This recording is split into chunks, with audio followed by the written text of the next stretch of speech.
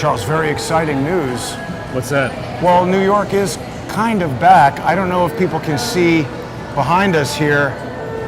We have Diddle Island, but we're inside. We're up on the High Line. I was here a few weeks ago, and this food court was just totally empty. So I'm glad that it is back. This is a strange restaurant here. This is bad Indian food. Currywurst. I guess it's like Indian meets German, but also this wine, whatever this is, this wine bar or this restaurant is back. So that's good. This was all gone the last time I was here. All Ghanistan, Charles. I like this concept actually of having an elevated walkway with no stoplights. You can really move uptown quickly. And it's a pleasant, just a pleasant stroll. It is. And I remember when this used to be the elevated train, right? Elevated train system that went derelict for a long time. Yeah, decades. Yeah, they only did this maybe like 2005, 6-ish, something like that. What's your favorite Chinese scalded cat music song? It's definitely this guy. Yeah. But it reminds me of the couple days I spent in Shenzhen at the Silk Road Film Festival. Because when I went out of the hotel to explore the town one weekend, there was a lot of people, a lot of guys playing that instrument, and people doing Tai Chi in the park and stuff. Those are the days. Training to become the world's overlords. That plan not going well. So before we get too far away from the art, again, the art. But what about that? It's still here. The weird-faced Statue of Liberty. But the art department has excelled once again, Jason. Do you have any commentary on? Thank you. Yes. You know what? I forgot to make a little video guide through. Well, I have a question, Charles, because this was your idea. I don't really know this movie. Dumbledore, this is a Harry Potter offshoot, right? I think so. It's just coming out, or it's just out. Or... Right. I'm not too directly familiar with Harry Potter. I'm not at all. Stuff. Here's a direct shot up whatever avenue this is. 10th Avenue? 9th Avenue? I think this is 9th. Up to that. What is that thing up there where you can? Where people That's sadly the edge, I believe. Jumped off that thing and killed himself. Somebody jumped off of it. More than one person has jumped off that, sadly. Yeah, it's but not. It's a very interesting dynamic here. I'm surprised they don't have more shops up here. You know? Well, there's vendors, right? And a lot of them have been gone forever. But not forever, but during the pandemic, and then now they're coming back. There was a guy over here selling coffee. This is interesting too because they've got glass down there where you can sort of sit and watch the traffic, and then they sometimes have little speeches in here and stuff like that. Sit and watch the traffic. Come to New York City and sit on a bench. It's 10th Avenue actually, it says there, and watch traffic go north on 10th Avenue. That's better than being in I don't know where. And we should remind people that this is the spot. It's hallowed ground. Right, one of our very first interviews, because the first one got kind of flubbed by me. I was still experimenting with this multi-camera system that I eventually did perfect. And I went back to it the other day, because we've spoken about possibly reissuing that interview, but I don't know if that contained the information that was most interesting. We spoke over there with a certain tall individual about Peter Smith. Right. Right as there was a lot of news on Peter Smith. Yes. And it remains an important topic, relevant to a lot of stuff that's going on right now that we've just learned today. Exactly.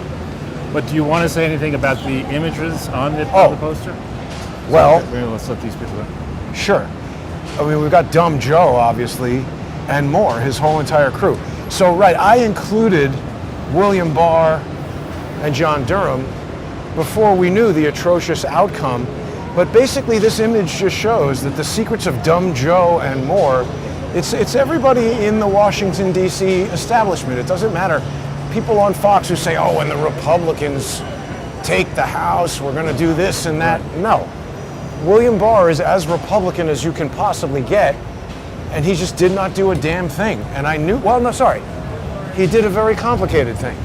He facilitated presidential lawfare by waiting until he knew nothing was going to happen to Sussmann and Hillary Clinton to say, she's guilty of sedition. Would have been a lot more useful if he had said that while he was the Attorney General and in charge of the Justice Department where he could have actually investigated that and brought charges. Right, exactly.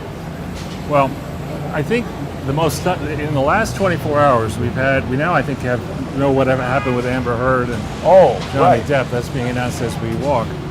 But in the last little while here, we have this conclusion, unanimous conclusion by the jury, supposedly acquitting Sussmann, who was an obvious liar, a smug liar and a bad actor, one of those people who can't, he's got a shit-eating grin on his face at all times. I got away with it. Yeah. You didn't catch me. And he's just very bad body language.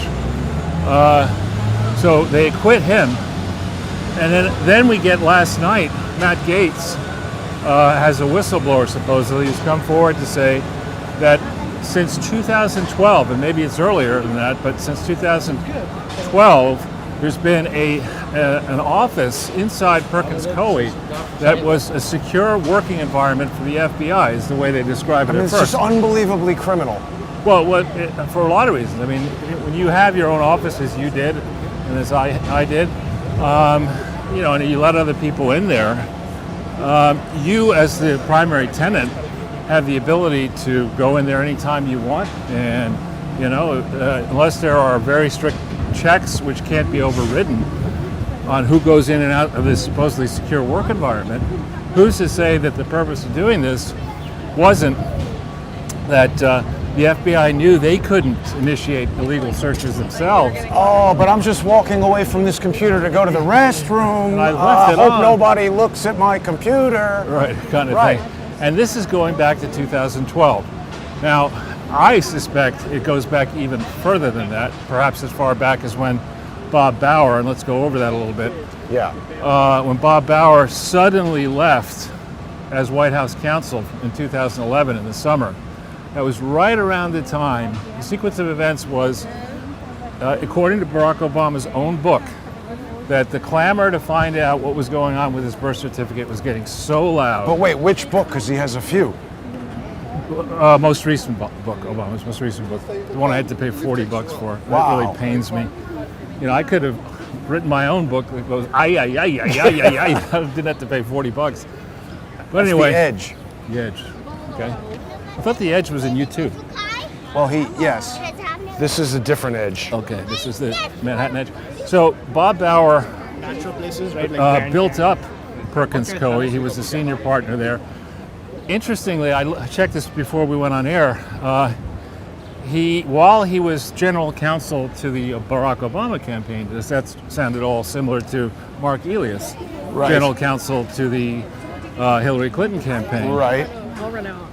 While he was in 2008, Bauer demanded that the Bush then-led Justice Department investigate a nonprofit that had put out some story that he didn't like about Barack Obama. Wow. So does that tell you that he understands just how aggressively the Justice Department can be used to If it wants to against certain nonprofits? So Obama wins, and I'm not going to go through every little twist and turn here, but the short version is that he wins, and he was expected to win, and it was a commanding and frankly deserved victory. I mean, God help us. Mitt Romney or John McCain? John McCain. I mean, Yeah, you both kidding? of them were Captain terrible. Puig?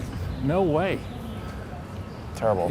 What a horrible, despicable career that man had, starting in the Naval Academy. Yeah. And then blowing up the Forrestal. Right. One of my contacts was at the Naval Academy with McCain. It said, I knew him there after many years. Really? It said, yeah, he said he was a complete asshole. I don't doubt it. But He called his own wife a "see you next Tuesday" in front of CNN reporters. I think that was Giuliani. No, it was definitely John McCain. Maybe Giuliani did it too, but definitely John McCain. Okay. So anyway, so after Barack wins, suddenly there are some looming scandals. So one is the suspicion that certain members of the FBI Chicago and perhaps Springfield branch offices had Illinois, Springfield, Illinois, yeah. that people around Barack Obama, possibly including himself, had been involved in a scheme to sell the Right, Senate the seat Blagojevich thing, involving Blagojevich, and we still don't know the And truth. he's been quiet, right? Didn't he say something when Trump pardoned him, but then otherwise he's just not said anything? Yeah, he doesn't want to. He doesn't want to get on the cement cinder block swimming again. program, Right. Until it gets. Well, but not only that, I think I can only presume after you've been in jail like that, you understand the power of this machine. And I mean, Blagojevich doesn't have that much time left on the earth to be giving up 5 years here, 10 years there in jail. Right. So, so there was that issue, and Valerie Jarrett was interviewed in connection with this. Barack Obama was interviewed, meaning that there should be 302s in the FBI files that show and more than that, perhaps, what was Barack Obama asked, how did he answer, what was the basis upon which he was asked these questions, did he have a lawyer present, yes or no? What was he doing in Georgia with Dick Lugar in 2000? Georgia, the country, yeah. Yeah. Yeah, a whole bunch of questions on that. But so Bauer comes in as White House counsel after the first White House counsel. I think was it Jeffrey Craig or somebody Craig? No, Gregory Craig. Gregory Craig. I think that might have been the first White House counsel. Also He's corrupt. Very controversial guy.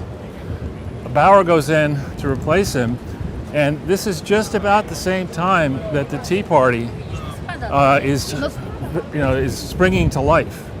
Remember, the Tea Party Taxed enough already.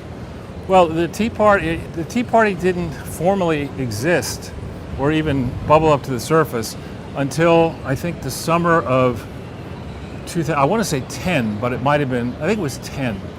There was a moment in time, and it originated when a CNBC host who focuses on debt markets said on air, what America needs is a new Tea Party, and that went viral. And I remember there was, I think.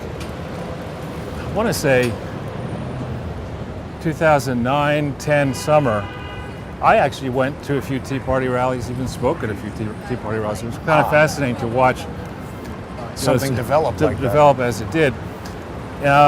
In the middle of this, Bauer was, still at White House counsel. As a guest, he absolutely knows any inside issues that might pertain to Barack Obama. I mean, this is not. And he's at Perkins Coie now. Bauer? He was at Perkins Coie before he became White House counsel. And once he left White House counsel, and we'll get to that in a second, he immediately went back to Perkins Coie. And then he stayed there for a time, and now he's a visiting professor. He's 70 now. He's a visiting professor at Georgetown. No, at NYU Law School. Oh, really? Yeah. We should go over and talk to him. They already threw me out of NYU Law School once. I'm sure he'll take I'll that wait one. until he's giving a speech and be like, hey, what's up with the birth certificate? Get out. The pitch isn't going well, Charles. Right, exactly. The pitch did not go well. No. How bad is it? Well, look at that. I have no teeth left. What's that? It just looks like really nice apartments with outdoor decks. I see. Yeah. Tall ceilings. I kind of prefer to have such an apartment maybe in Rio, but well, right. So Bauer. So Bauer is in the White House, and according to B. Rock's book, it says that he says, in so many words, I tired of all these questions because so easily been settled. So I directed my attorney. Questions about the birth certificate. Right. I directed my attorney to go all the way up to Hawaii and go into the library, the archive, the health, whatever, and take a copy of the birth certificate out of the book on the library archive shelf and bring it back. That's what he says in his book. Now, we all know that even former presidents can lie in books. I mean, I don't want to bring up the book My Life, but did I do that? Yeah. Oh, okay. Damn. But anyway, so. But it's also not illegal to lie in a book, right? I think if it's substantive, yeah. I mean, you don't want to. But why though? It's just a book. He can say whatever he wants. I don't know. It's not on the road. I've been told that in preparation for my book, I better make sure that anything I want to say, I can defend. It's factual. Well, I can defend. I have sources for it, unless it's my opinion. But right, I mean, that's the thing. I think they're talking about if you accuse somebody of something, but he stated, I directed my counsel. Yeah, you're right. It's a problem because he's lying. Right, and so. Are these blueberries? They're red, please. Oh. But maybe they're not ripe yet. Go ahead. So anyway, so Directs them to take the page out of the book. right, and come back, and so everyone's, Obama thinks he's pulled a fast one, and thump Jerry Corsi in the face, and, Right. because all this happens right before Jerry Corsi's book is supposed to come out, which is already it's been ready for publication, and it's days away from actually being released to the public. So. And he's asked by the Tea Party to write that book. Oh, no, sorry. By possibly the Arpaio told me he was asked by the Tea Party to investigate the birth certificate. That's what started Arpaio getting him. I just spoke to Sheriff Arpaio the other day. He's doing well. Good. So just if I could just finish this, because I want to make sure I don't leave the audience off in left field here. So what happened was they claim that they sent lawyers out to Hawaii to do just what the president asked, and then they make this big show of coming back into the Oval Office, and the lawyers present what they found. And Catherine Rummuller or something like that is the deputy White House counsel, I think. And she, I believe, is one of the people who went out to Hawaii to retrieve this copy, and instead of being a paper copy, it's an PDF. electronic copy. Right. And you're the document expert. Right. Well, it's very questionable, this PDF, because it's got obvious forgeries in it, and that was the conclusion of Sheriff Arpaio's investigation, which was led by Mike Zullo, who I do not trust. Right. And it took him 5 years to figure out what was apparent to me in an hour or two. But I know we like to waste money in the government, but it costs a certain amount of money to send lawyers all the way to Hawaii, which is probably 12 hours from Washington, D.C., 6 to L.A., 6 or 5 and 5, whatever. And You then got you an untied shoe there that's going to result in an injury, but they'll have to deal with it. Well, but to be fair to Mike Zullo, my investigation did not need to be compliant with rules of evidence and things like that, and it was just my conclusion that I didn't need to defend. So it is true that he needed the official findings of credentialed experts, and that would have taken some time to put together. But I have a lot of questions about Mike Zullo, and a lot of questions about the people that they sent to surround that investigation. But before we get to Zullo, on the trip out to Hawaii, there was no a sensible person would say, why are you going to Hawaii? If you're going to retrieve an electronic copy, just have it sent now. Well, the point I'm getting at is the whole thing was a social engineering operation, and every person you're talking about was involved in it. Right. So Obama then, so this electronic version gets presented in the Oval Office, and within minutes, Bob Bauer says, I'm resigning. How do we know it was minutes? Because, they tell you what time, there's in the book, they say that. I don't know about the book, but in the reporting at the time, the White House is making a big deal. We had a meeting this morning. Here it is. They put it up on the website. But is it televised, that meeting? I forget, Jason. I'd like to see that. But you go back to the reporting at the time. The point is, we know that more or less within minutes, Bauer says, I'm leaving. And that's in 2011. Call it June, July 2011. Now we hear, moments ago, reporting from last night on Tucker, that supposedly there's a whistleblower who claims that from 2012 to the present day, there has been an FBI secure workplace inside the Perkins Coie law firm. Now, I've never heard of that. I've heard, there are situations I'm aware of. There's certain, was looking at buying a company, and it had a small division. It was a big acquisition, but it had a small division that was operating on projects that were so secret, anybody without the highest level of security couldn't even be involved. Couldn't even know what it was. You couldn't ask the question. There's nothing. So I'm like, how am I supposed to buy this company? You have to be in one of those meetings where they say, Mr. Ch. Right. Now, what we had to do was find somebody on our team, get somebody on our team who had such clearance, and then that person could go look at it, and that person, they could just say, this particular person was going to run the new company, and if we bought it, and so it was going to put his own money in, so I was comfortable letting that happen, and we made a bid where we basically just offered to buy everything except that business. It was secret. Well, it was annoying. It was small. It wasn't, it was $50 million on a $1.2 billion deal. It wasn't, something we really That was the magical secret cheating thing in there, and they're like, damn it, we couldn't get Charles to bite. We didn't buy the thing in the end, but anyway.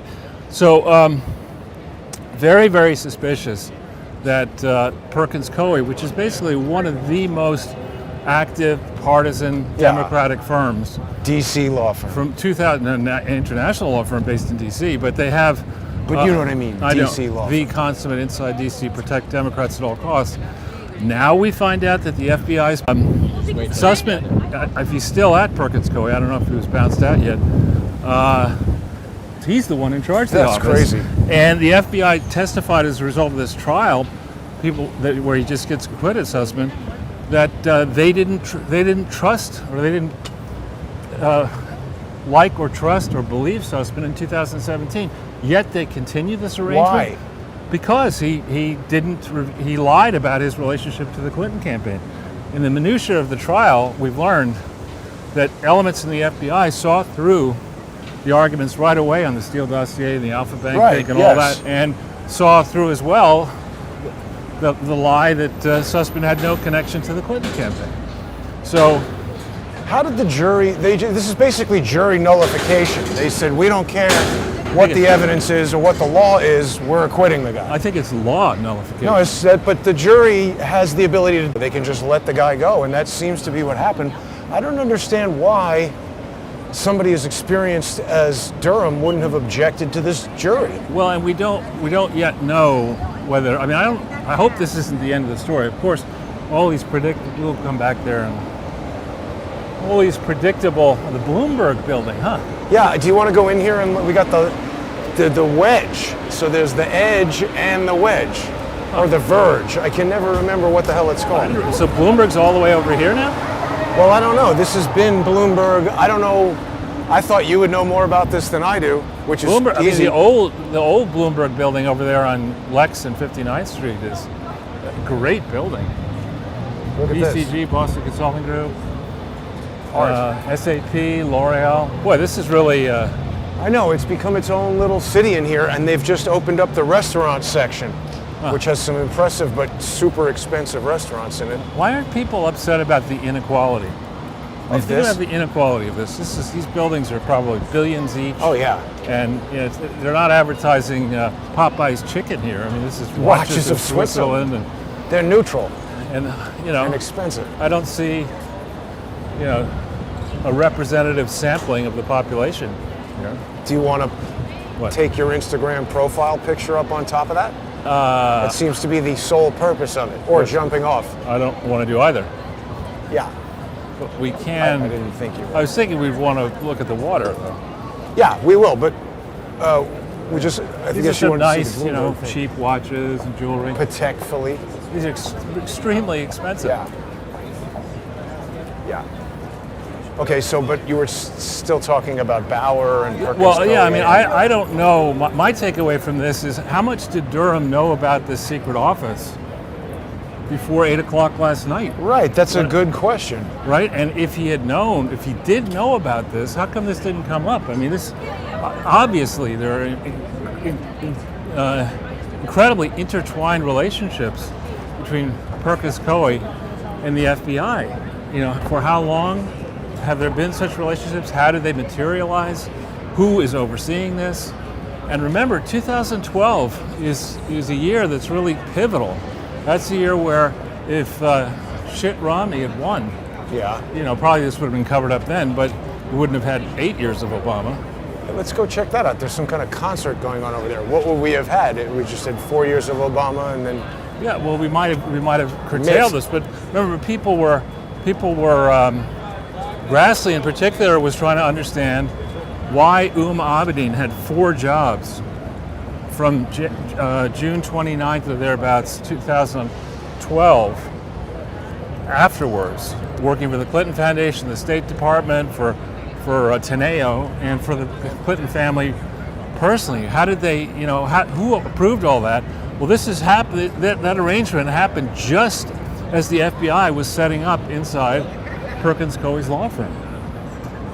So, as a suspicion, what Perkins Coie and the FBI were trying to do was to make sure that nobody understood the degree to which the Clinton Foundation and the Clinton State Department were orchestrating insurrections across the Arab world, and why they were doing that, and who benefited from all that, and were people making money trading on the instability.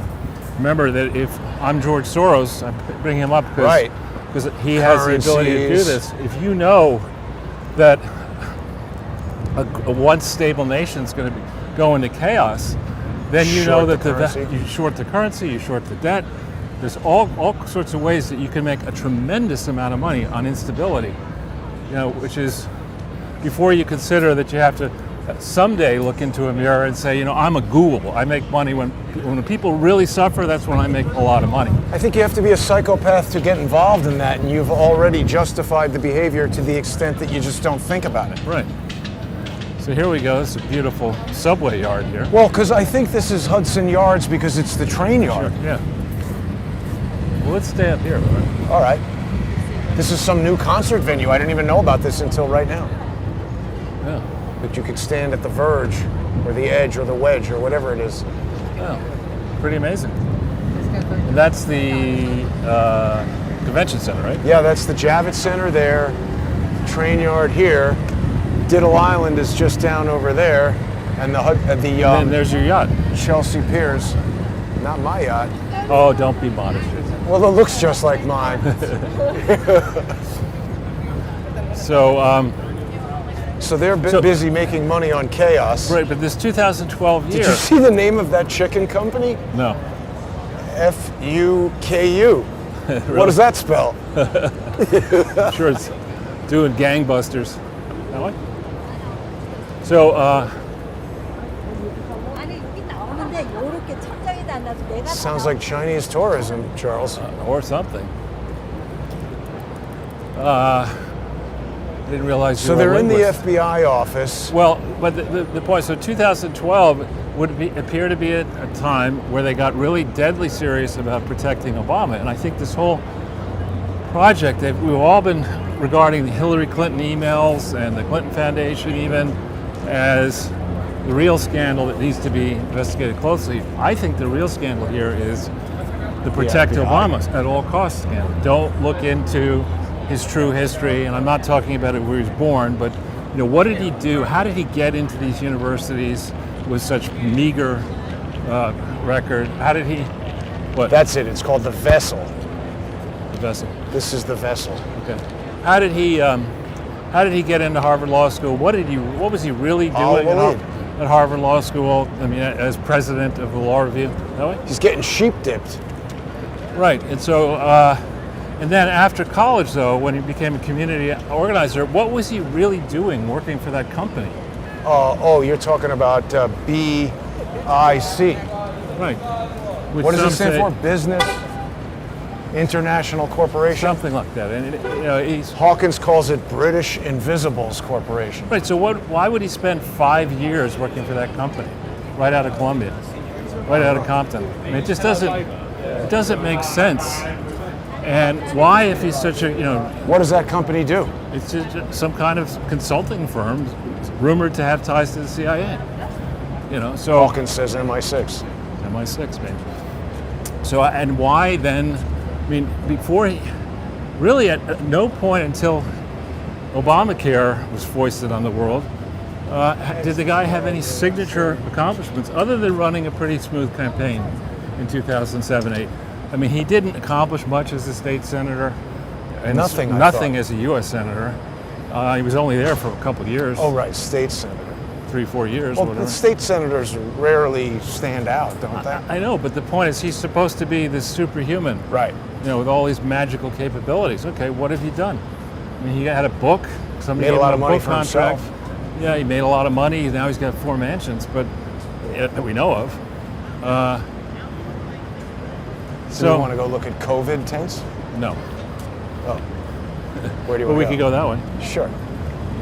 Well, people can see 2 COVID tents over there.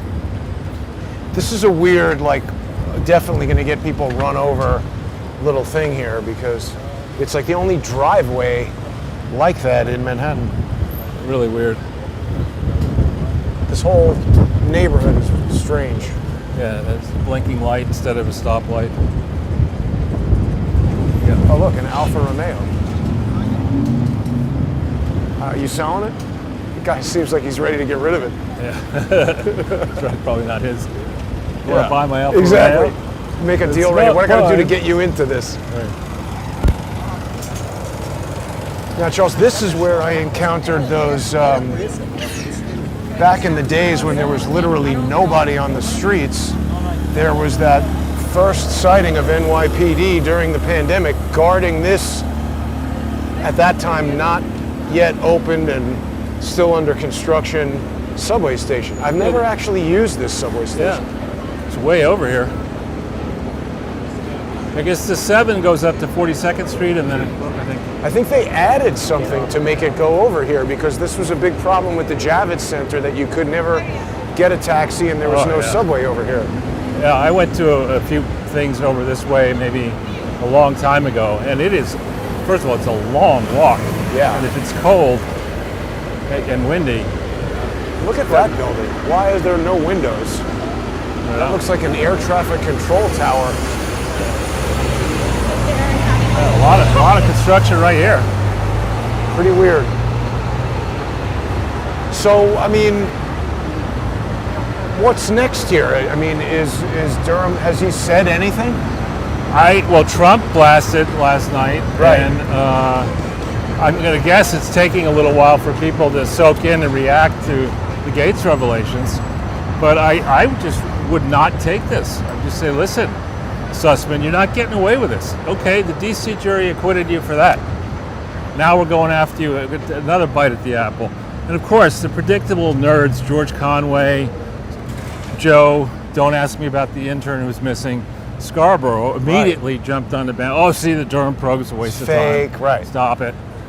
You know, so they were, and the problem with those people is they think that all of us have no memory, that we don't remember the Obama years when Joe Scarborough was getting fed information with Mika from Valerie Jarrett, who was, you know, the toast of all MSNBC shows, and George Conway is married to Kellyanne Conway, but what an idiot that guy is. He really, well, he's not an idiot actually. He's a very accomplished lawyer, but he's treating his wife with the utmost contempt and disrespect. I don't understand why they're still married. And then something was going on with the daughter where Taylor Lorenz had contacted the daughter. Did you know that? Before that whole social media outburst that she had, which, like, what a messed up thing to do. To start getting into the relationship with a 15-year-old and her mother. Like, that is so, that's an important time in the kid's life. And for Taylor Lorenz to get in there and I mean, that is just wrong. I hope Taylor Lorenz does not have children. Yeah, so do I. We don't need more of that genetic content in the world. Yeah, any bad situation you can think of, there's Taylor Lorenz. She's there. She probably, when one of the ladies on The View, and I use the term advisedly, croaks or becomes incapacitated, probably out Whoopi Goldberg in Taylor Lorenz. Wait, they're not incapacitated now? I mean, what's this thing? Paradis. So just a. Oh, wait a minute. Is it French? Yeah. You can have a pizzetti. Just coffee and stuff. A lot of overpriced stuff. Yeah. $13 sandwich. I mean, oh, look, and Weed World has made it over here, Charles. The black bags there, or? Oh. No, that truck. Poking out from behind the thing. That was an unlikely couple. Yeah. I think any kind of domestic altercation would not end well. That's a lot of garbage. I know, and I just got a breeze of it. Should we go down over there? Just see, whatever you want to do. The hell of it, and then... So the Javits Center, this goes back to the whole Cuomo thing, and the fact that Hudson Yards and that whole subway project makes the Javits Center more accessible, and they've expanded the Javits Center. I just wonder what is going on, particularly with all that money flowing to it from COVID when they made it a hospital that basically didn't do anything, and then vaccinated a bunch of people. I'm all for progress. I think it's nice to see what used to be derelict is not derelict anymore. But I question the sanity of anybody who would hold a convention in New York right now. Hotel rooms are incredibly expensive. There's a a lot of crime, tax rates are high. Why would you want to give New York City an excuse to tax your business? I mean, I don't get it. But this is the way it used to look. Yeah, I mean, what is going on there? They probably paid McKinsey $15 million to study how to make this really ugly. Put a skate park there and get all those idiots in Washington Square Park over here. Right. Incidentally, on that front, I think I told you this, but I mentioned there's a book that came out on GE. Oh yeah, right. And it attacks Jack Welch and fairly, I think. But it's surface level shit. It's written for the general audience, and I bought it. There were about 2 or 3 pages in, say, a 200-page book that I found relevant to what I know about GE. 1%, Charles. Yeah. But one of the hilarious things was I started pounding the table publicly on GE on various... We're here. Yeah. Washington, D.C. Oh. Yeah. You started pounding the table on GE? In publicly, and the first time the Sunday Times of London, February 2008, and then it took me a while to get on TV.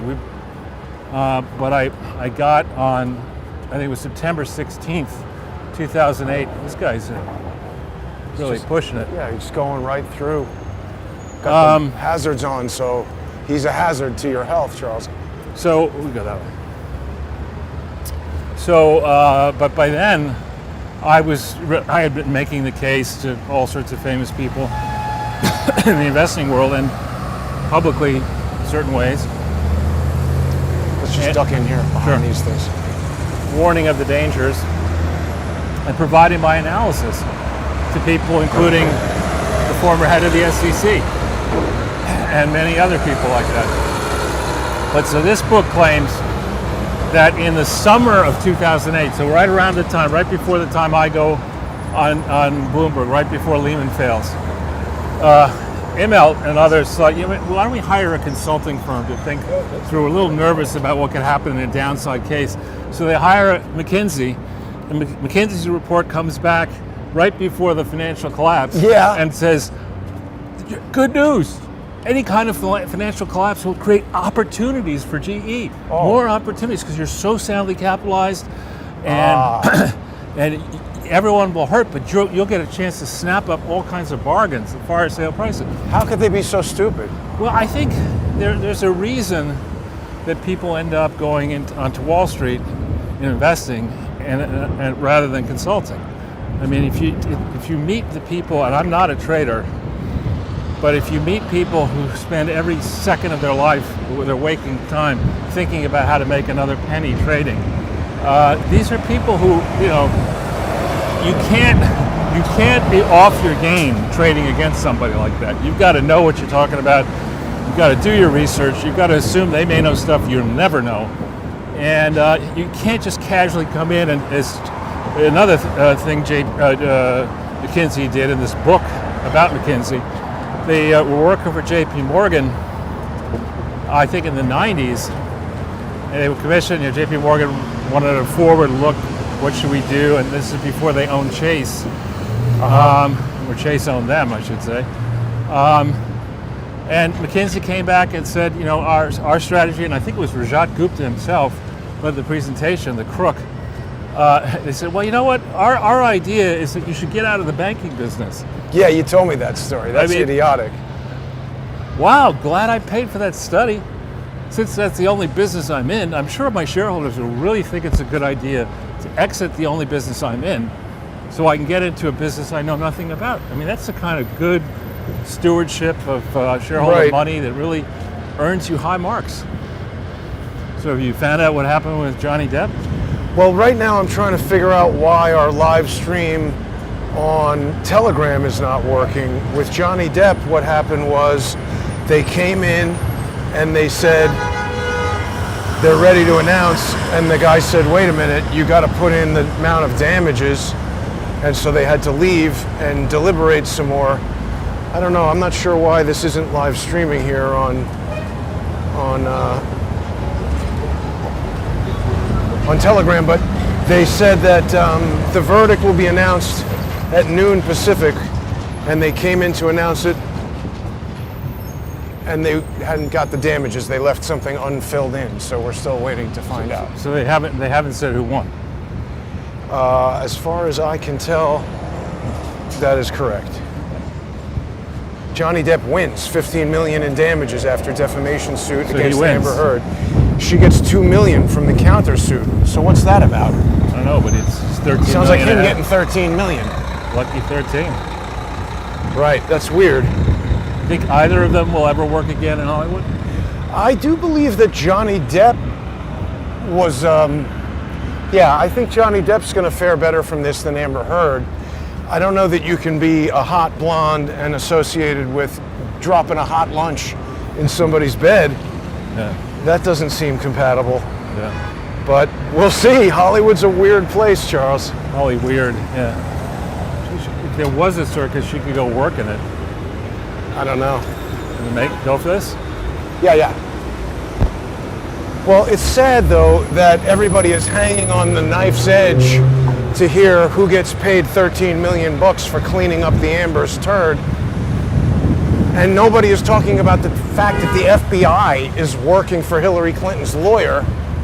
Because also there's another aspect, Charles. I mean, what we're talking about with I'm walking away from the computer now. When you are in somebody else's office, their IT department controls your access to the internet. How do you even go about bringing a U.S. agency into a private company? How is that legal? Well, again, I think this was part of the Protect Obama plan. So Bob Bauer, his job as White House counsel, I would argue, was to protect that was close. the president. And he got a house in there. And he was general counsel to the campaign, so he had to have known all the issues, as the Brits like. That was one of the guys protecting the thing. Is that the motto? Protecting the thing. So we'll protect and serve the thing. Yes, it says it on the car. Do you want to go across 42nd Street here? Or? Well, sure. So, now in the office, illegal for the FBI. His partners had to know. I mean, and must have used the argument to get other clients. Look, we're so, well connected. We got the FBI. We got the FBI in our office, and they trust us to have access to their database unsupervised. It's crazy. I mean, it's gross abuse. The FBI needs to be shut down, dismantled. Yeah, I think it needs dry cleaned. It needs to be shut the fuck down. I mean, it's ridiculous. It is. Sorry. And I go back to the experience that I had with the FBI. Right. Where I get a phone call, and hi, who's this? Well, it's somebody. Frankly, they were unprofessional. Incredibly unprofessional. And I got their phone numbers. Had the conversation, and he said, "We're in a car.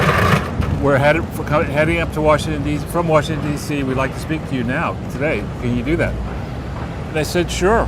Where do you want to meet? Where's your office?" He said, "Well, we're not going to meet in our office." We're like, I don't know about that. And so then we select this hotel, which is near 42nd Street in the East Side, and.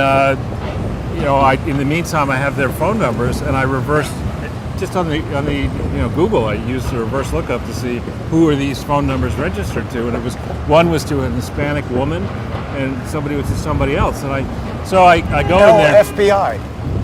No FBI at all. El Jefe BI. Right.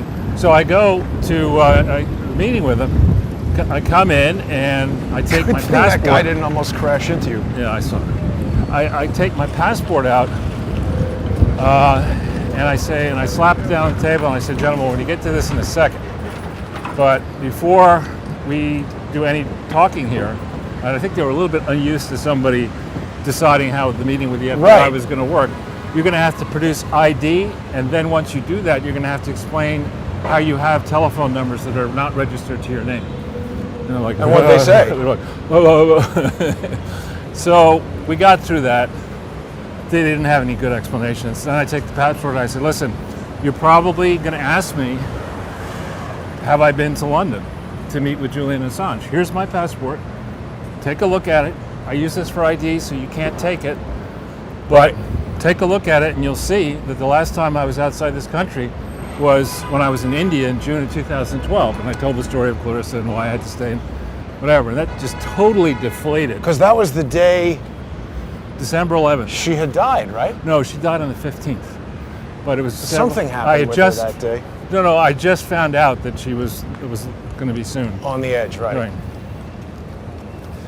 So, okay, so these FBI guys ask a bunch of stupid questions. Yeah, and I kept, every time, they'd ask me a question about Peter Smith, and I explained, look, Peter Smith was convinced that the Clintons had amassed a vast fortune through the illegal operation, fraudulent operation of multiple fake charities around the world. And I was working with him on that, exclusively on that. And I just took the opportunity to make the case. And every time, I go in like 5 minutes on that, and then one of them says, listen, that's interesting, but we're not authorized to investigate that. Yes, they love to tell you about that. And they kept on saying, well, we're not authorized to talk about that or think about that. I said, well, how are you going to understand the motivations of these people if you don't look into what's driving them to do these things? They said, Charles, we're the FBI. We're not looking into anything other than you. We're covering this shit up, man. Yeah, we understand. We're just trying to stop you from figuring it out. Right. So, and that's, it'd be one thing if this were a bunch of free people, if it didn't cost us anything. Right. And if these guys are really, really good at anything? Yeah, but they're stopping terror attacks or, not defending knowing the country. Every single criminal before they do their huge crime and then being like, oh yeah, we knew that guy. Yeah, and speaking of Echo Health Alliance, whose office was right around here, I think. Inside the hotel travel inn? Inside the bus. Inside the 42nd Street wine shop. He's like, yeah, I got it at RAV4 parked on 9th Avenue. That's the office. That's right. Now, my office is undergoing a renovation. Can you meet me at the local Starbucks? So somebody sent, I don't know where they got that, some kind of link, or we saw this document that was their report, their 302 on your interview, but it was just completely redacted. Nothing really legible in there. Yeah, absolutely, all 8 pages of it. And actually, the person who sent that to me is an Epoch Times investigative reporter who has a good piece out today on this, the Grassley story, I think, and which we have to talk about as well, and this Matt Gaetz thing. So the folks over at the Epoch Times are really trying to understand why the FBI would go to the lengths they have gone to not investigate obvious fraud and to refuse to understand what Hillary Clinton and Barack Obama were so afraid of regarding Donald Trump's presidency. Why did Hillary say, as she apparently did say, if we don't win, we all will hang? Why would she say so? People don't say that kind of stuff,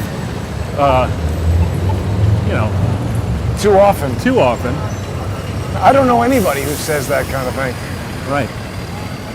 And a related question, if we had people who were going to try to answer questions, if I had subpoena power, and I would obviously use lawyers and make sure that I use the subpoena power lawfully, I would know quite a bit more than I currently know. Right, and so the fact that the FBI knows nothing, or at least Colonel acts like Klink. they know nothing. Sergeant Schultz and Colonel Klink. It's pretty bad. Yeah, and so especially when you go back over the history and you realize that, Comey had responsibility as U.S. New York Southern District U.S. Attorney. He had responsibility he had point for in investigating the Clinton pardons. That was he was tasked with that while Mueller was, for the bulk of it, while Mueller was head of the FBI.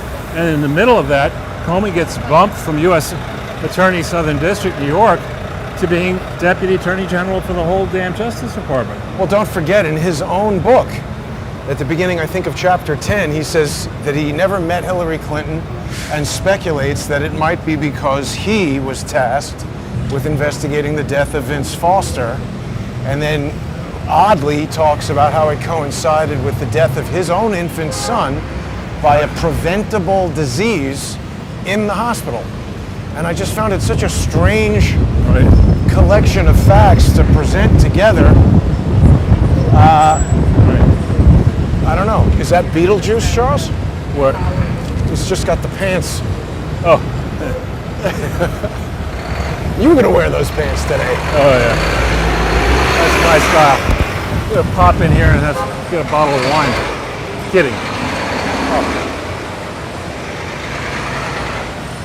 I mean, what a horrible part of New York City, this. It's not the best. So this is probably government subsidy housing, right? It could be. So you have Comey and Mueller miss Clinton Foundation frauds, which are epic, including the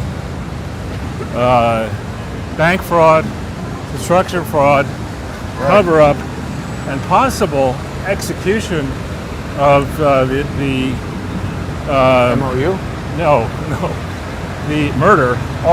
Oh, Glasgow. Of John Glasgow. Well, by the way, forget about their investigation. Even if they weren't doing it, just watching this show for the past 5 years would give you enough evidence.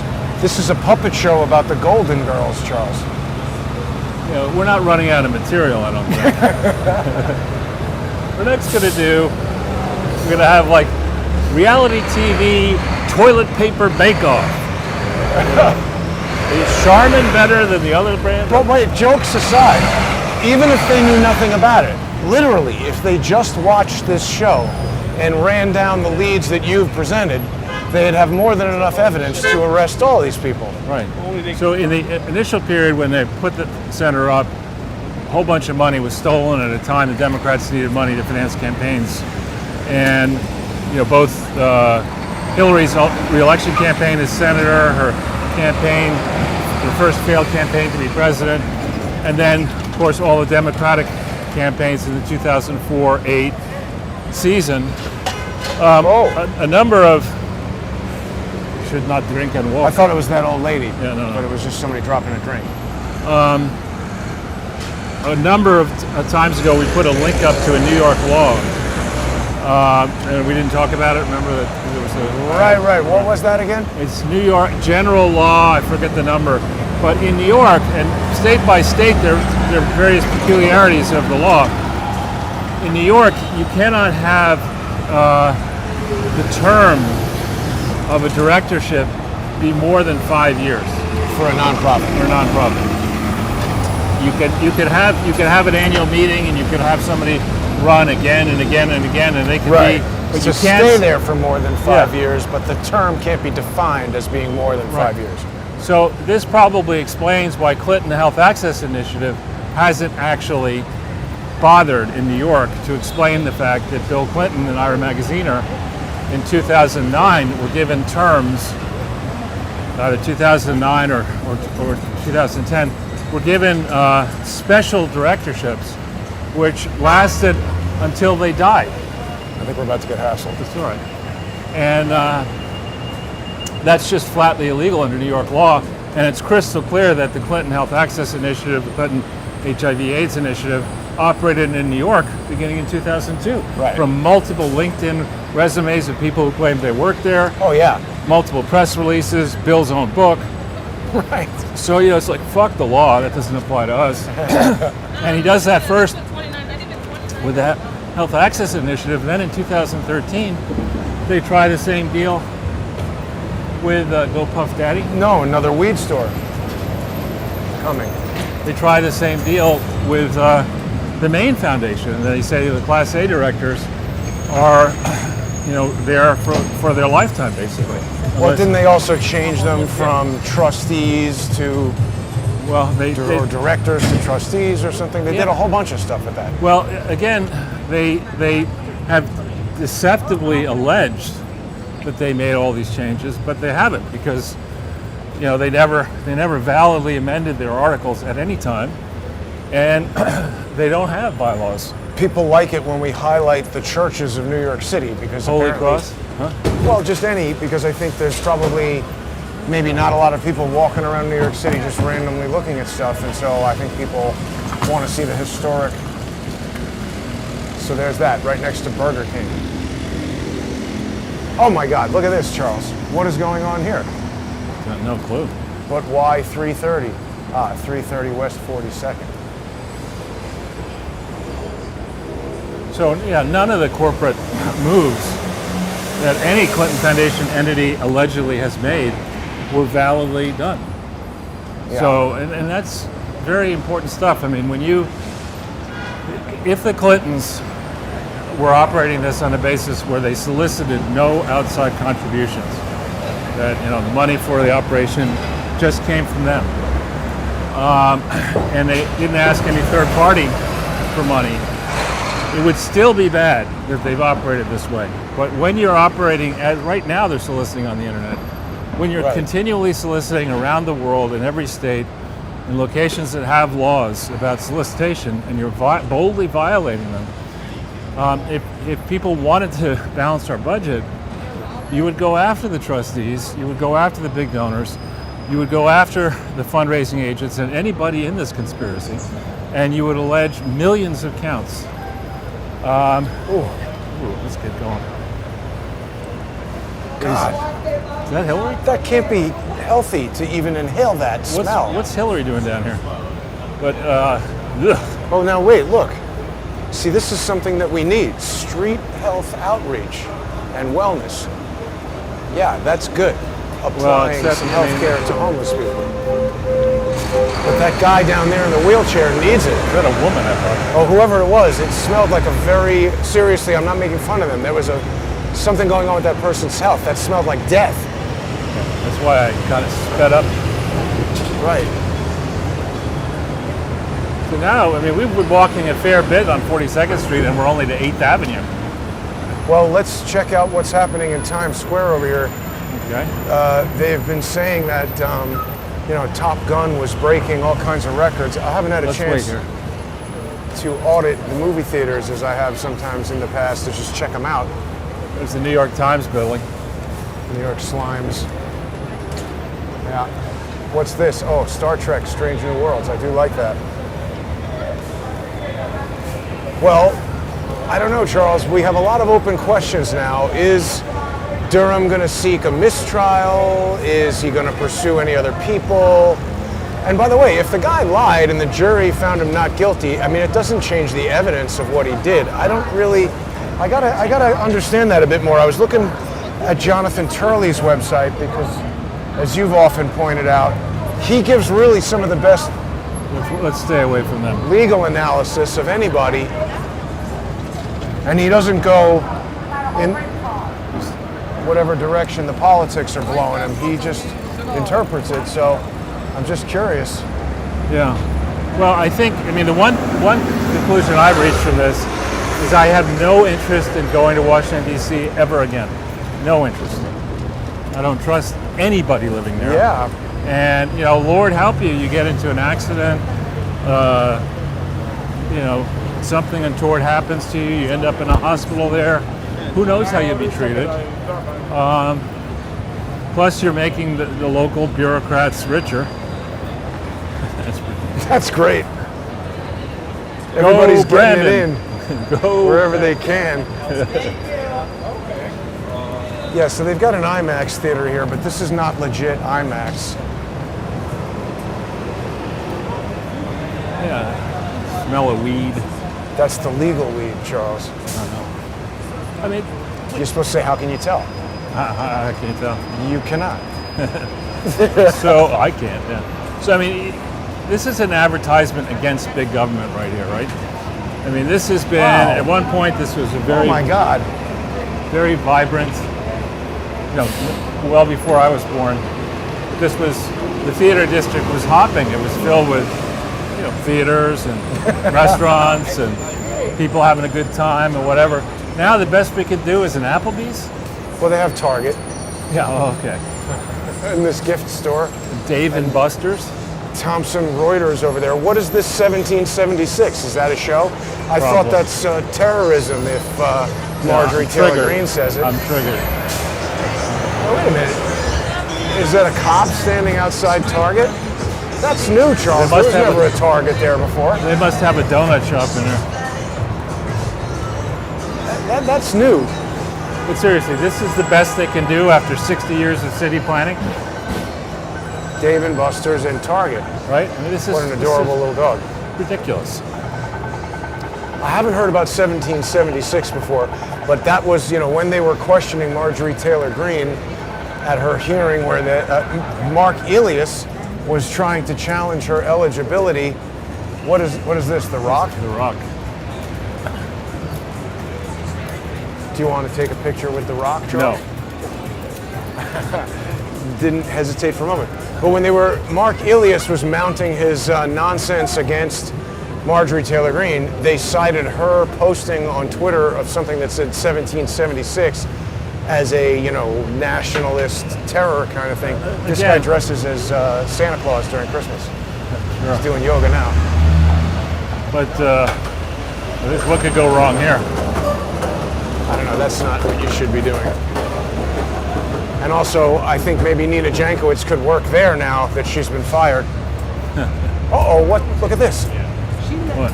Oh, this is the whole month of this now. Look, I had no problem with festivals and celebrating anything, but if you're going to celebrate, every Tea Party rally I ever went to was spotless when it was over.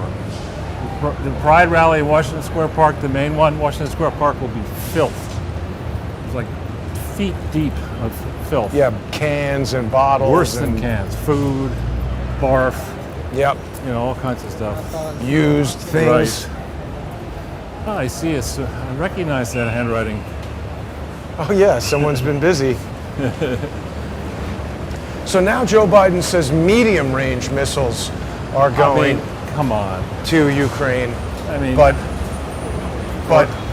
he told Zelensky that he promised not to shoot him at Russia.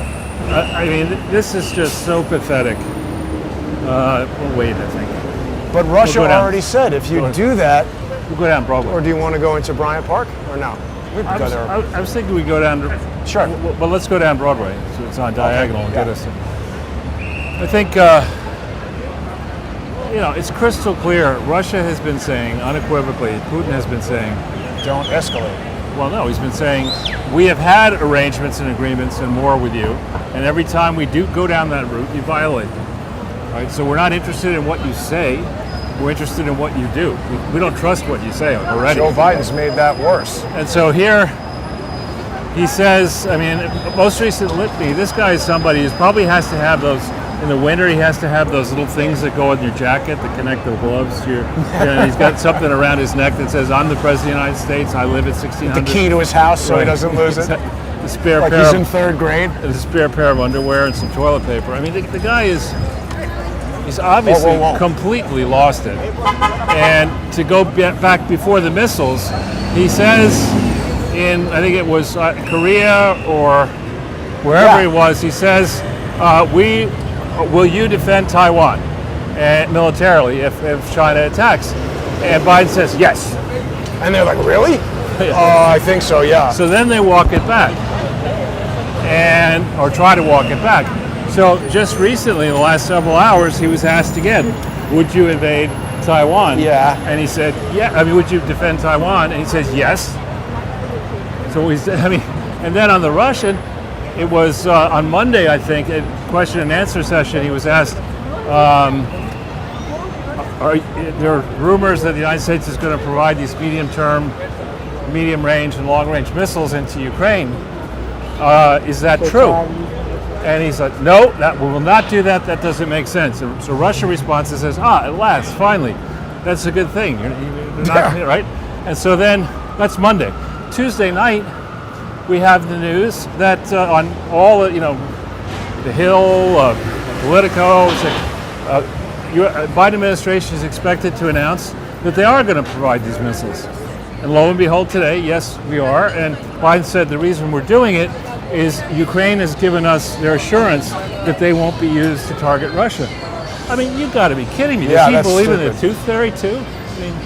Oh yeah, well he gets his marching orders from the Easter Bunny, so the tooth fairy, right. That's when he's really in trouble. I want to put the tooth fairy on the Supreme Court.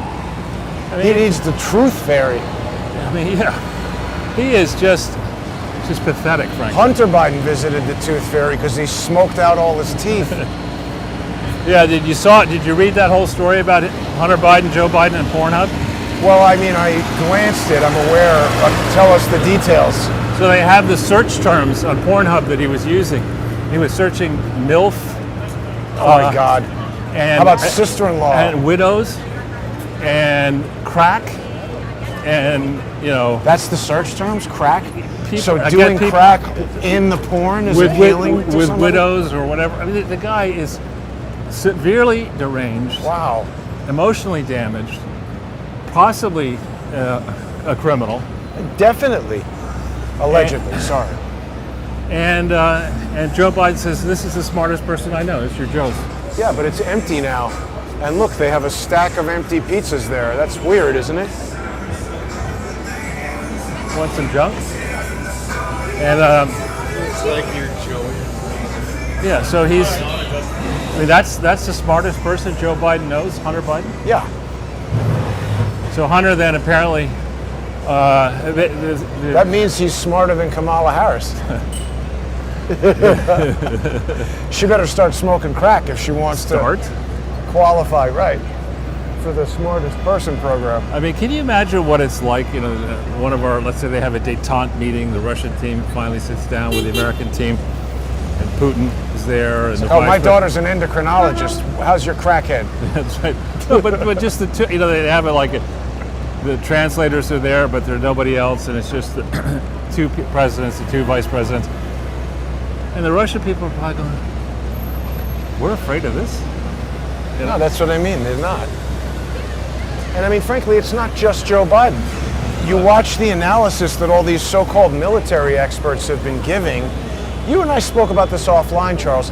There have been a litany of experts that have marched through my life, particularly in the film world, because you do all this specialized stuff and you bring in some expert. Right. And They don't know diddly. well, they do something so completely stupid that it's almost unbelievable that this person is an expert at whatever it is that they do. And it's like, you know what, why don't you get the hell out of here and we'll figure it out without you. Right. And by the way, we're not paying. Well, it's too late. You got to pay him up front. Stop the check.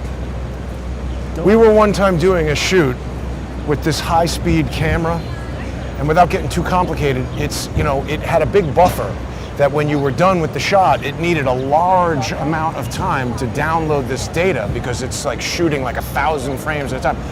And this friend of mine wanted me to hire his buddy to be the electrician, and he turned off the generator while we were downloading the shot. And I was like, dude, you just ruined the day. Get the hell out of here before I kill you. That's funny. And he's the expert. Yeah.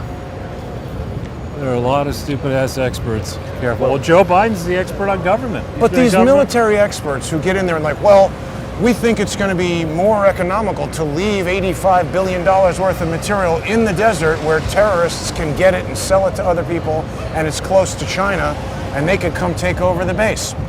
Great idea. Who thinks that's a good idea? You could be 5 and realize that's stupid. He's been playing hockey with his helmet off. I mean, how is Mark Milley still there? the very silly Mark Milley. I mean, the whole collection of them. What have they gotten right? That's what I mean.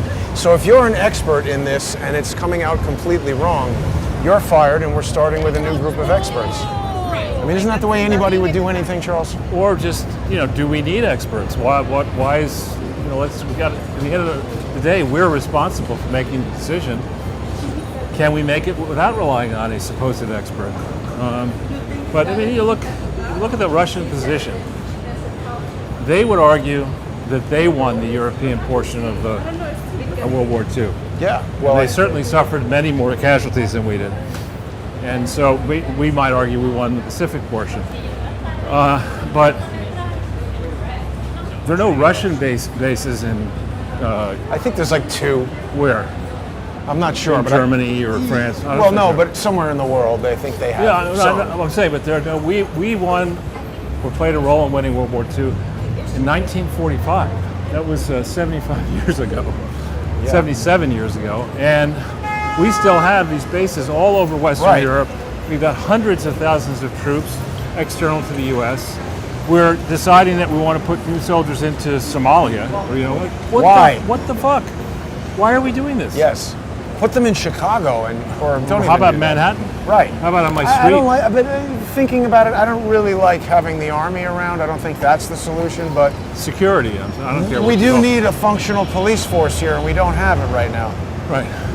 And so, but if you're sitting there and you share a border with, let's say, Norway or Germany or whatever, and you are worried because it's happened in the past that foreign invaders have come into Russia and subjugated a portion of her people and cities and things like that, and diabolical things happen to the population when these foreign invaders come in, you're not going to take lightly comments by a dunderhead who actually, I mean, Joe Biden arguably is the most dangerous person on the planet. I agree. Because he's bringing us closer to nuclear war every day. And his instincts are horrible, right? I mean, he's supposed to be this great political god. I mean, during the supposed 20 campaign, every single time that guy interacted with a supposed ally, think about the Charlemagne the God, come on, he man. insulted them directly. Right. Whatever constituency. What's up, guys? You need some cocaine? No. Get the hell out of here. That's not a racist comment. Nah. Dude, we got your face. We're going to see the cops right now. Stay away from that. So this guy wants to challenge. You gonna run me over, buddy? Indiana. Really? You know who else is from Indiana? Who? We're not gonna mention his name because he's so litigious. Stinky feet RV dweller. Charles, that's the first time anybody's walked right up to me in New York City and said, "Do you want to buy cocaine?" On camera. That's ridiculous. Oh, and I think he might have been joking, maybe. All the I white don't people, think so. All the white people are doing it. Maybe just to get that crappy comment on the video, but I mean, how is that? Like, look, Charles, I don't know. Yeah, it's not impressive, and we're not. I don't think we engage in racial stereotyping. I don't think so. That guy certainly did. Right.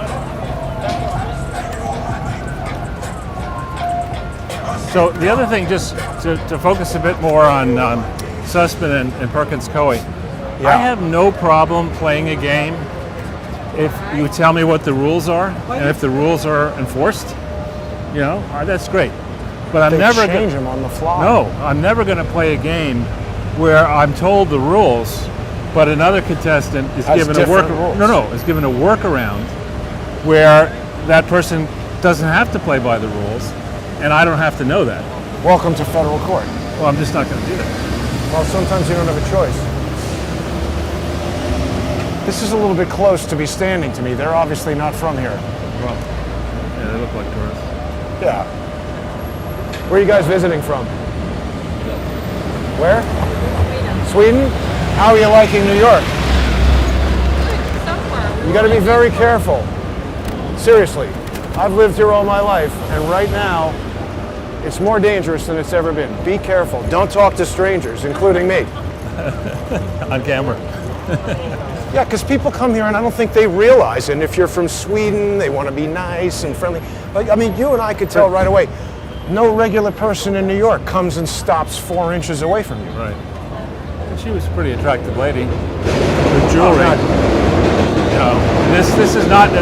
Recently, there was a very serious incident right in front of Macy's. I forget what it was. Stabbed somebody or right something. in front of Macy's. I know. Broad daylight. That's what I'm trying to tell that lady.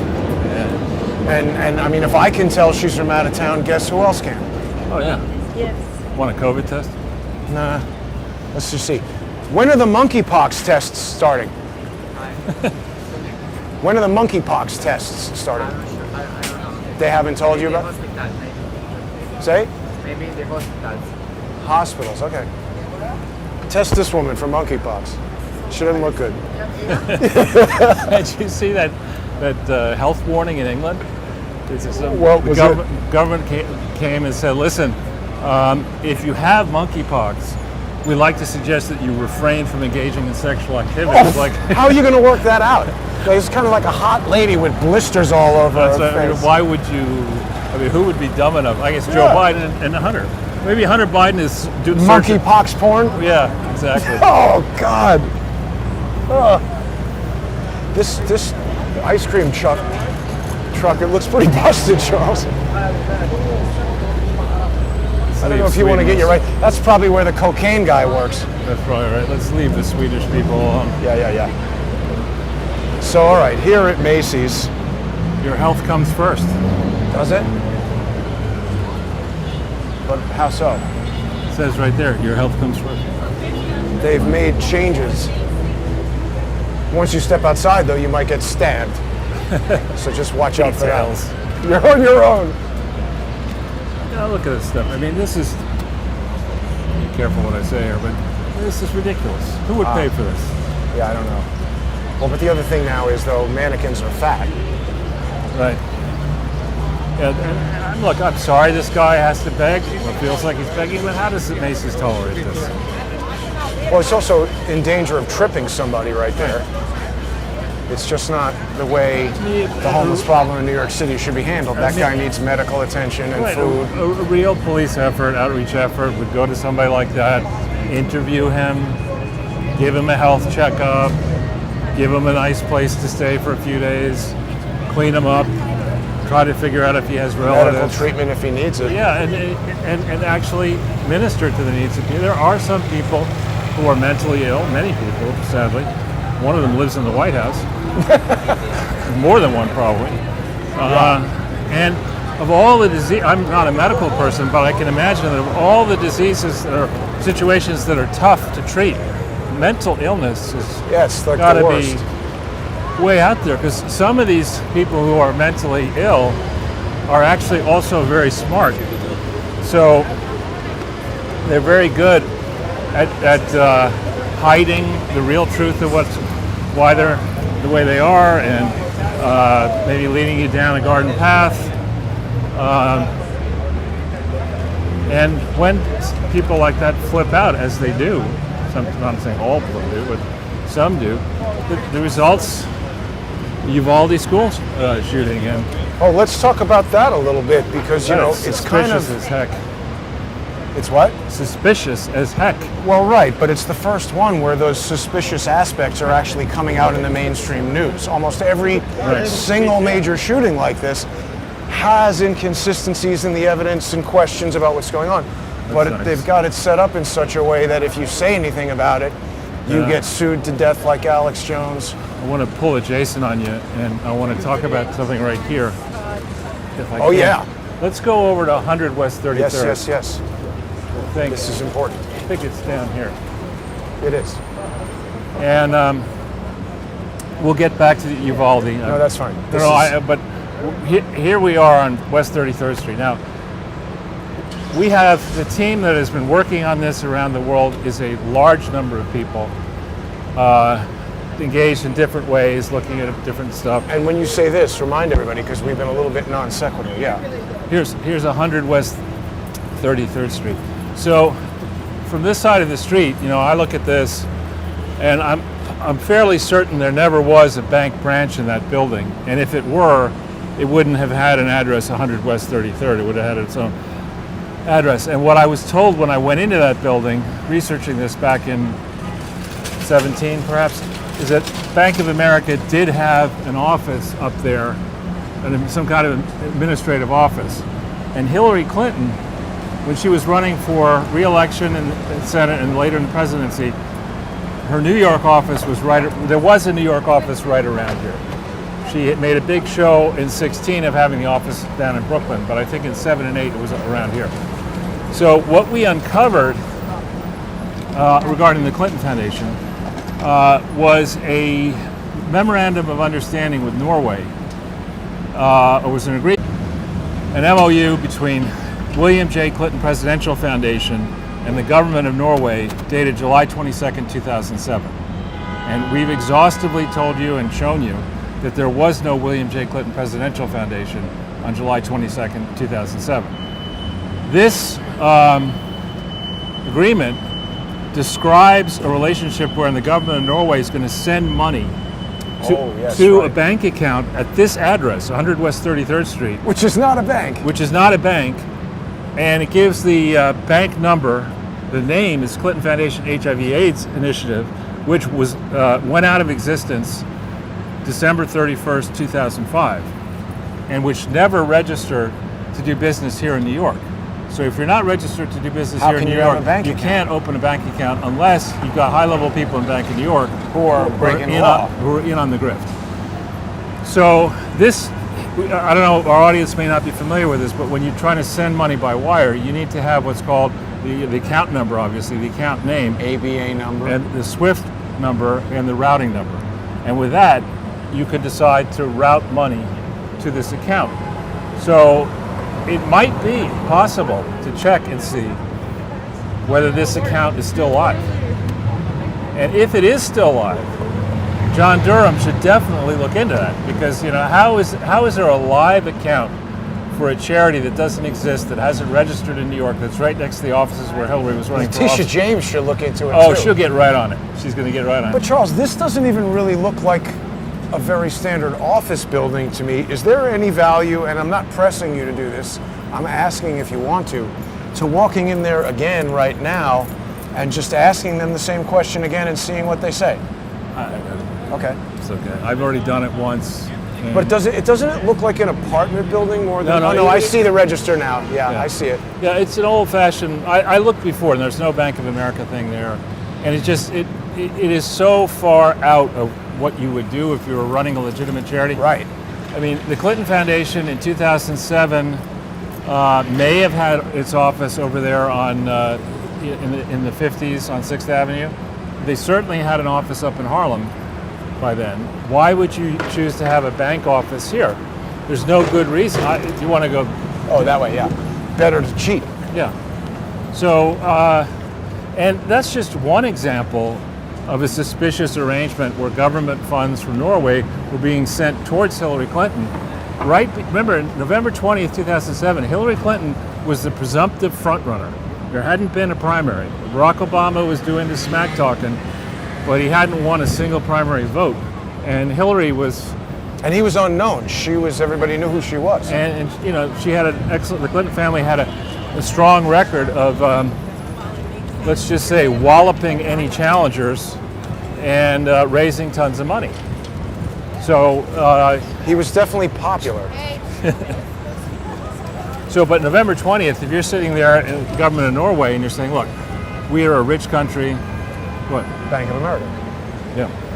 We're a rich country. But that was not there at the time.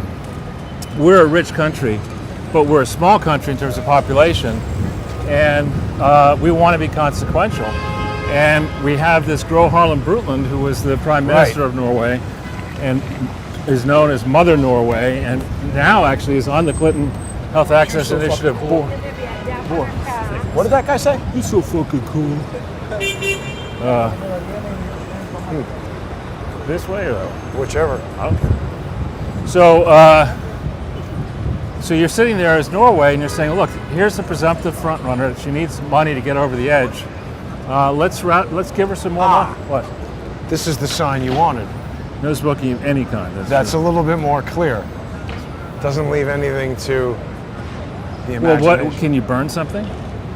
That would make smoke, so no. This catch-all would cover that kind of smoke. But you really got to break this apart. I mean, I think what that sign means, Jason, is that to me, if I'm Bill Clinton, that sign only relates to the sign. There's no sign saying that here. I can That's smoke true. over here. We Just weren't at smoking that- on the sign. That's right. Here we are, Jason, near 33rd Street. Yeah. Careful. One young lady was not trying to attract attention. Well, there's been a lot of people who seem to have forgotten their bras today. But that's all right. Sometimes it's all right, and sometimes it's not. Like the Times Square lady. Yeah, I just am giggling about something that I won't. Right. But anyway, So Uvalde. Right. I think, look, it just, in most other situations, tragic situations, the response of authorities is, we don't want to jump to conclusions. This is a crime scene. We have to consider many different things. Wait a day before they do a Not press even a day. conference. We'll take our sweet time. We have Right. the resources. But right away, it's the guns that did it. It means we've got to take away the guns, Right. 9mm ammunition, all this kind of stuff. And all these conflicting stories Right. from the multitude of people who were out in front of the podium giving us answers that didn't make sense at the time and make less sense now. And now, all of a sudden, the guy at the podium, I forget what his formal title was, Well, there's a police chief for the school. one of them was cooperating, now is on the They city said council. they're not going to. And now he's changed his mind, he's not going to cooperate. That's a weird thing for somebody to do if they're the cops, to not Well, cooperate with an It investigation. would seem to me that puts you right at the top, you're suspect list number one. Yes. Now, if I'm the cartels, and I've got a moron in the White House, and I'm going to have a limited time to really traffic as many people as I can and make as much money off that as possible, I want to make sure I control all these border towns Right. so that I can get my people in and out. And if I can buy off a small town guy for $200,000 or even $1 million, and I'm making millions of dollars a day, I'm real happy doing that. So I think it's less often buying them off and more often getting them entrapped in something that costs almost nothing but would ruin their life permanently if it ever came out. Because $1 million, somebody would be like, you know what? right. Well, for whatever's the case, I'm just very suspicious about how this thing happened. And that's before we start thinking about how did this guy whose highest and best use was working in a Wendy's, how did this poor guy with troubled all the family guns and have the all the iPhone? and a $65,000 truck or whatever it is? Did he? I didn't even Yeah. see that part of it. I mean, how does Was that he driving happen? a Raptor? Some big Ford truck. I don't know. That might be a Raptor. Yeah, I don't know the precise thing, but He crashed it. It's very sad, and we've seen, clearly, if you're going to take a gun out and shoot a whole bunch of school children, you have mental issues. But also, he was sitting in the room with them for 40 minutes while the kids were calling, and the cops were like, "Oh no, that's too dangerous. We're not going in there. Let's wait until he runs out of bullets on the little kids." And it's And in their training the week before, it said, or 2 months before, it says if you're not prepared to risk your life to save unarmed civilians, you should seek employment in another field. go work at Tesla. Well, NYPD. Yeah, right. Yeah, Tesla, that's great. We didn't talk about that. He sent an email saying everybody has to come back to the office, and if you don't like it, you're fired. Go pretend to work somewhere else. Right. So That's pretty baller, I gotta say. yeah, but just so back on the school shooting, I mean, it's obviously horrible, and the first thing that we should be doing is not You know that guy? dressing like that. Space Invaders pajamas, not good? Charles, that was... Can you imagine the quote thought process to Hugo Boss is not selling Space Invader pajamas? It's really the new thing. Goes so well. The dirt gray goes so well with my Nylon. dirt gray ponytail. I mean, Jesus. So, Uvalde, they're just, Yeah, they're immediately jumping on it. Some weasel on MSNBC had the nerve to say that the reason the cops didn't go in is they didn't want to save brown children, what? which is just ridiculous. But- I'm telling you, that MSNBC has got a collection of crackpots, Right. news anchors. I mean, how these people come up with the ideas they come up with, and how they so confidently sell them to what remains of their audience. It's just a mystery. Speaking of mental illness, I think Yeah. many of them are mentally not just It's the, ill, the Mental Illness News Network. deranged. MINN. Yeah. It's made by the mentally ill, for the mentally ill, about the mentally ill. That's right. Well, that's the weed store right there. Did you see that? I did. It's just amazing. Open air weed. This is getting a little bit busier than it used to be, Yeah, but it's all weed vendors right? Progress. and little kids. Dante de Blasio has to have something to smoke. So now what's going on? He's running for Congress. That's Bill, not Dante. Who's Dante? His son. Oh, what's he doing? at Yale, or was at Yale. Really? Yeah. Come on now. He's got to be an idiot if Bill de Blasio is his father. He wouldn't be the only one. Hunter Biden went to Yale Law School. Wow. Why is this Tin Pan Alley? Have you ever noticed that before? Sure. What is that? I forget why it's called Tin Pan Alley. Somebody will know. I think that stereo's not loud enough. Well, it's got the bass bumping. Which you don't car like is that? it? It's got to be horrible for yours. It's You going to wanna be the cross it? shittiest little. It's probably that Nissan.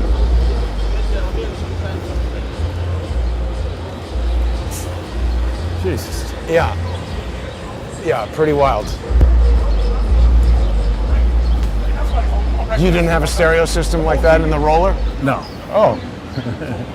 That'd be 100,000 to service. Yeah. Well, it's a lot of bad problems, Charles. The other thing that came out of Uvalde is that Joe Biden now decided you don't need a 9mm handgun. It's only the most common gun. Before they were saying you don't need an AR. Now they don't want you to have any gun. 22, Joe Biden says you can have. Wasn't he the one who said to protect yourself you should go get a shotgun? Yes?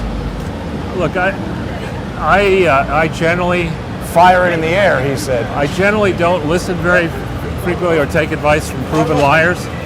But when you're a proven liar and you're mentally unhinged and barely compos mentis, you know, I believe each of these. I don't care. I mean, the guy should go follow the Prince Charles approach and start talking to plants. They might listen to him. I'm not going to. Well, I think that these corner installations are each weed sales satellites. But speaking of Prince Charles, they have the 70th Queen Elizabeth, what do they call it? Jubilee. Yeah. What do you think of that? Well, I mean, that's a hell of a long time. I think she's the longest serving monarch in Ever. Yeah. And actually, when she was a lot, say 10 years younger, she really did have a tremendous amount of experience. I mean, the monarch is privy to a lot of what's going on at the highest levels of the UK government, and over time gets to meet a lot of world leaders. And Did you see that? what? It's communist barber. Pay what you can. I wonder if the rent says the same thing to him. That's right. That policy is likely to change. Yeah. This is New York City. That is not going to fly. That's not going to work. Yeah. Pay what you want. That will be. I'll take your cash register. When it was this much, Now, Charles, we have a decision to make here. It looks like it might rain, so there's an argument to be made for yes. Okay. On for that. Here's this new. I think this is the 4 something. Pretty Anita? snazzy BMW. Wow. 650. Yeah, I don't know. They got some new BMWs I'm not too familiar with. 650i. Not really into cars. Fancy. Is this a good Japanese Well, place? it used to be, but after the COVID, they've dramatically reduced their menu. So this is an izakaya place. I do like it. I mean, it's very authentic, Uh-huh. But I went there once post-COVID, and it was not what it was previously. Like you go in there, it used to be like a real hop-in kind of scene right out of Tokyo. Is that a derelict church, or I guess? I think they're refurbishing it. The other side of it is open, I think.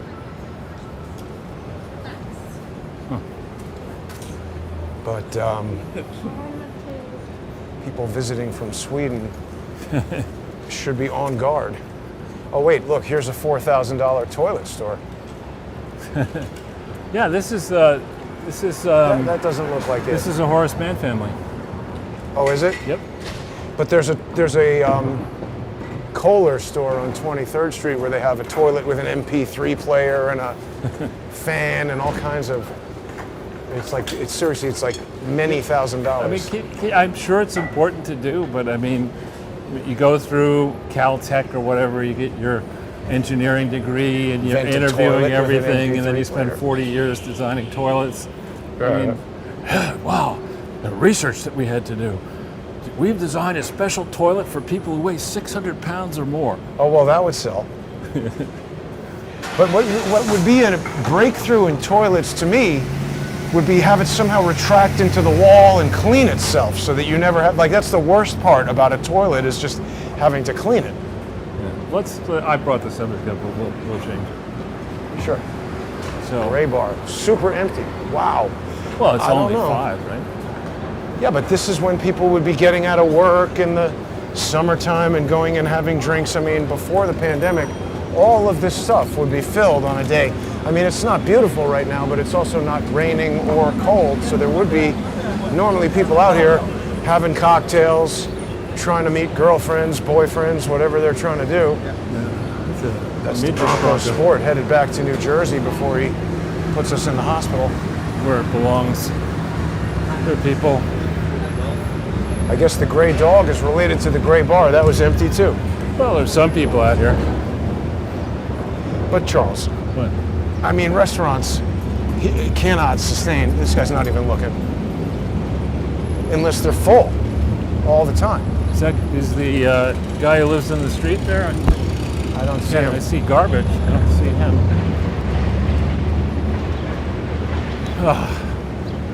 So, I don't know, what do we anticipate Putin will do when they deliver already- these medium-range missiles? Well, I don't think they're going to get it. First of all, he's already said any person who participates in the delivery of these missile system, it's a provocation. You will be a target. So, if the plan was to send them, say, to Poland and have the Polish, Yeah, that's what they were saying. they'll attack Poland. And apparently, yesterday, I mean, promptly after Bonehead said he wasn't going to do it, they then had some senior Russian person say, we can reduce the east and west coast to rubble in seconds. For Satan, well, he said they could destroy the entire United States with 4. Right. Satan 2 is the U.S. nickname for this missile. It's something, Russian. It's It's a hypersonic gigantic. Well, no, it's that Satan thing is a multiple re-entry vehicle thing, and there's speculation as to can those re-entry vehicles be hypersonic. But the point is, it's one missile that shoots up like a rocket, and it goes into goes into space, and then when it re-enters the atmosphere, like 50 nuclear missiles shoot out of it. So Right. you're just not going to be able to take them all down. And frankly, if one of them hit, we'd be, that's just a super disaster. But if we're June, so you're talking 17 months into his first and only term, Biden's. If Donald Trump, 17 months into his term, Oh, had gotten 25th Amendment would be out. in this place with this many crises all over the place, and from one day to the next, we had a 30 unit flyover of Chinese Taiwan. military aircraft over the Taiwan. We have more and more aggressive comments coming out of Taiwan. We have Erdogan saying he's now going to go take the Kurds out of northern Syria. Didn't Iran do something to a Greek vessel that they said Yep. was stealing their oil? Right, and it's just it's open season. It's like rule of law. Forget that. Well, also here in New York City, Right. We no rule of law. We're in what remains of New York City, which isn't much. Right. Pretty bad. So, and the markets are going up and going down ever more violently. We don't know whether we'll have idiots. We don't know whether we're going to have a real correction anytime soon. The real correction would be, in my mind, a 10 to 20% move down. So you're talking 3,000 to 6,000 points on the Dow. Well, Twitter is basically frozen between 39 and 40. It closed at 39.3 today. Well under the 5420 Right. bid. But Musk is sort of not getting any answers to his valid questions about how did you calculate this 5% bots? But you can't, that's not the way it works normally. If What do you parties are engaged in a potential deal and the acquirer asks a specific question and you refuse to answer it, That deal is off. right, or worse. So why is he not? I making a guess the reason bigger- they're not answering is because the answer's bad. No, but why is Musk not making a bigger deal about it? Who knows? Well, probably because he's getting exactly what he wants. He wants to continue to tweet them to death by revealing all this ridiculous crap. Yesterday it came out that something like after 17 hours prior to whatever time it was, Elon Musk tweets weren't loading. Right. And some person who's an Elon Musk Twitter, whatever, who he follows and communicates with, brought this out. And Musk said, ooh, very suspicious or whatever. Right. So I think he's just gathering up evidence about them being crooks, allegedly. And then, I don't know, maybe he'll do something with that. Yeah. I mean, it's pretty damaged goods at this point. That was nice. What the was guy just burp in your face or something? At first I thought he was going to say, hey, Jason and Charles, but then he just walked away, so he just said, oh, or something. Maybe he's rooting for Obama, Charles. Obama. With the O. Well, that's it for today's show. But thanks everybody for watching. I was on with Lee yesterday, and he was talking about this report. Larry Johnson was involved in an interview where one of his contacts told him he's not revealed who it is or all this information yet because it's going to the January 6th committee, but he's basically got it on good account from reliable sources that actual members of the Azov battalion from Ukraine were flown from Ukraine to Washington, D.C. to participate in the Capitol siege on January 6th. Really? Yeah. That would make sense, actually. Well, we've already seen photos from public videos where people have said, hey, look at this guy on January 6th, and here he is at Maidan Square. Yeah, So it was...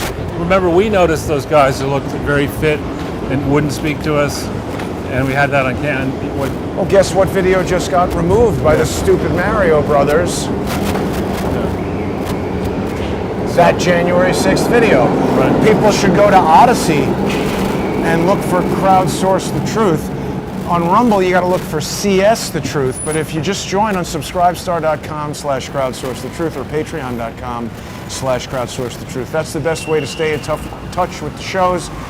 I'm talking to Subscribestar. Well, let me not anticipate what I'm going to do. Join me on Subscribestar and Patreon. Lots of good sponsor exclusive content there. You keep the show going. Thanks for a great